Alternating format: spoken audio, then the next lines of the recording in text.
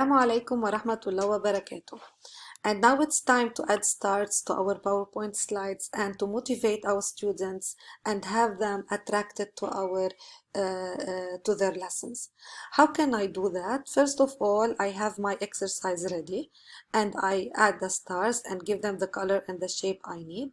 The first thing I need to do here is to click on both of them by pressing Ctrl key and then right click and group them to have them as one object, to have them move together. I can do the same for the other stars. I did that before. And now I move to the animation. But in the animation, I need the entrance. The entrance options that I have here. Let me say that I'm going to use to have highlight on the first one. Let's move in order and choose peek in. How do I need them to peek in? Effect options, let's say from bottom.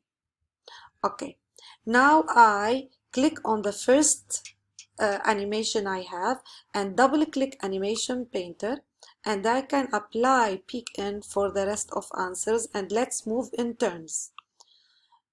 Okay, and now I think we are ready. Let me open the animation pane. I can find them all here ready, and let's see how it works. Slideshow and play for start. How can we do this? Let's say we are teaching online now and I have my learners answering me, and I say fill in the blanks with the suitable words. Now it's Omar's turn. Omar, do number one. Answer number one, please. And Omar answers compound words are words made of, and I click two words, bravo Omar, and Omar gets a star.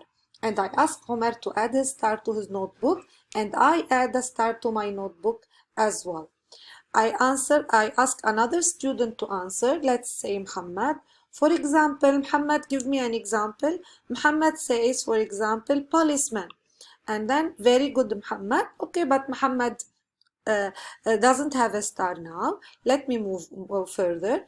Policeman is made of the two words. What are the two words? And let me ask Samir, for example. Samir says policeman, police, and man. Very good. And now Samir gets a star. Again, I ask Samir to add a star to his notebook, and I add it to my notebook as well.